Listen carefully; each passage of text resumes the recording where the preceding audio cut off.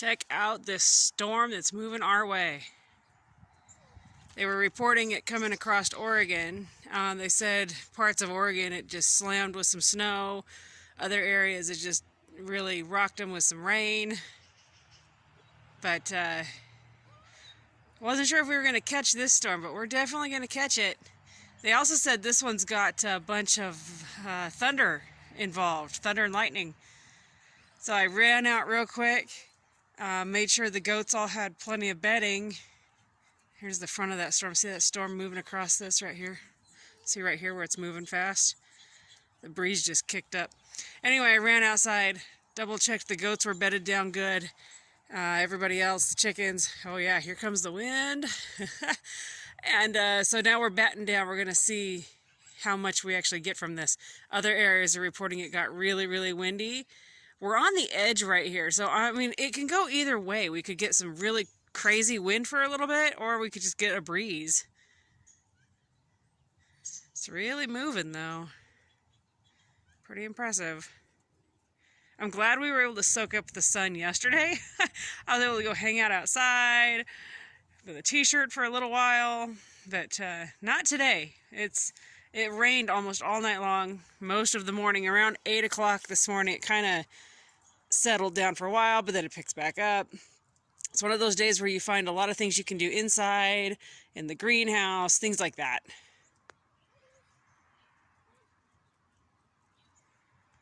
So I just turned the camera off just in time for this. Let's see, look at this, to form a shelf. And it's just started raining again. So I'm gonna go inside. I think that we're gonna get some decent rain underneath my clothesline.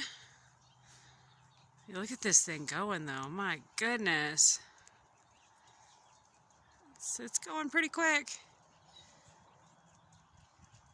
This storm is, this front is passing right over the top of me right now. The dog is like, what's going on? It's a beautiful storm.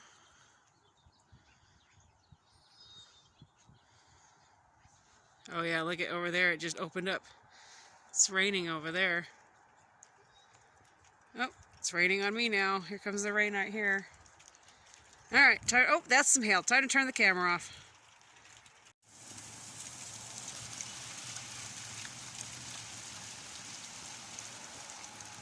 My decision to go inside was just in time. That storm front was definitely bringing some wind and some weather with it. But back here, I don't know how well it's showing up on camera, but that area looks pretty fierce. So we'll see what's going to happen here. There's more hail.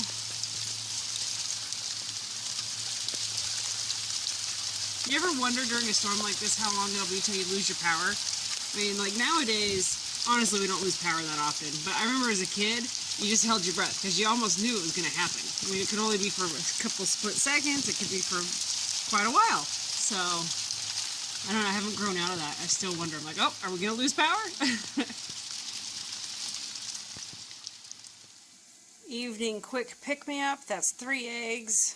2 big giant leaves of Swiss chard, yellow squash, and some onion. Cooked in butter with some broth, and it's going to be great. So as I'm making this evening pick-me-up, I've got eggs in here, and I said I had the Swiss chard and the onion and everything. And then back here I've got some bone broth going with some green onion. Went to grab some mushrooms out of my fridge, and gosh darn it if I wasn't out of mushrooms again. Anyway, if you guys haven't heard about the amazing thing that mushrooms do, you need to hop on over to Hardiness Approach. That's the Hardiness Approach channel. They're also on Facebook and Instagram. But they just did an absolutely awesome video about mushrooms, and I learned things that I never knew, and I've read a lot of different things, and so you need to hop on over. It's Hardiness Approach, like heart, H-E-A-R-T-I-N-E-S-S, Approach. So Hardiness Approach. Jump on over to their channel and check out their video. I was impressed. I was very impressed with their video. I've been sharing it with everybody. I'm like, you've got to check this video out. So, I'm about to put this on a plate. I'm waiting for my bone broth back there to hurry up and warm up. And then John's home. He's going to have a snack with me, and then we're going to hop on homework, finish up everything outside for evening chores, and today's Tuesday, so that means it's a scout night. We've got some fun plans with scouts this evening.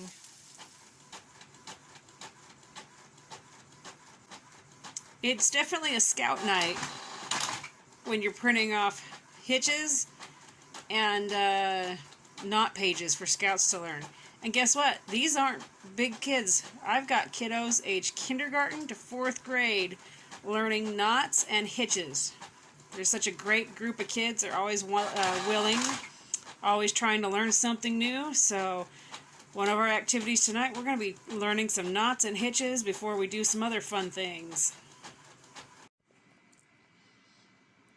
As my one scout told me last week, he says, "Oh no, not the dreaded chore chart." He said, "Please don't give my mom any more ideas." Well, sorry there, big guy, but the chore chart is printed out, and everybody's getting one tonight. One of the fun things about being a homesteader and working with scouts is that I have an abundance of twine from our hay and from straw and everything. Well, guess what? This stuff is awesome to use for teaching the kids all about knot tying, how to do hitches, all sorts of wonderful things. So I don't go to the store and have to buy some rope. I just come out here to my haystack, see what I've got cut, and plus I have a small pile hoarded away. And I mean, come on, what farmer, rancher, homesteader doesn't have a pile of twine hidden away somewhere? So anyway, yep, these kids, they're so awesome. They're learning amazing things. So I grabbed some twine. They're going to work on some knots and everything tonight. Have fun with that.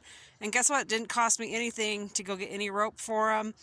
If they break it, destroy it, whatever, I've still got plenty where it came from.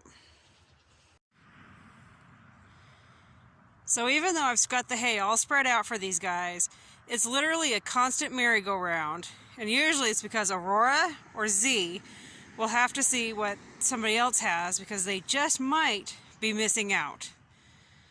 So at the moment they found a sweet spot where they're happy.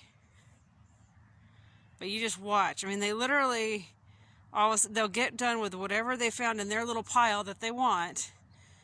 And it's on to the next one. And especially like, you know, Aurora there, I see her. She's going to zero in on Kelly here in a second. And Kelly's watching. She's got that body like she's, oh no, Z's moving in. But it's just a constant, Z's like, nope, wait, I wanted that, never mind. It's a constant merry-go-round with these guys though. Somebody else definitely has to have something better. See, Aurora got excited, so Z says, okay, what are we checking out here? Poor Kelly, she's like, fine, I'll go over here. But watch, here comes Z. She's checking the piles to see if there's something she's missing out on. And it's not just goats that do this. We had horses that did the same thing.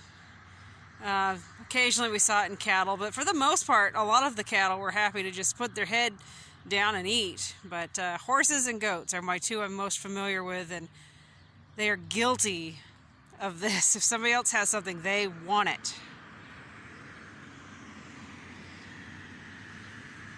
Watch, I bet you Z's gonna come up here where Kelly's at. Yep, here she goes.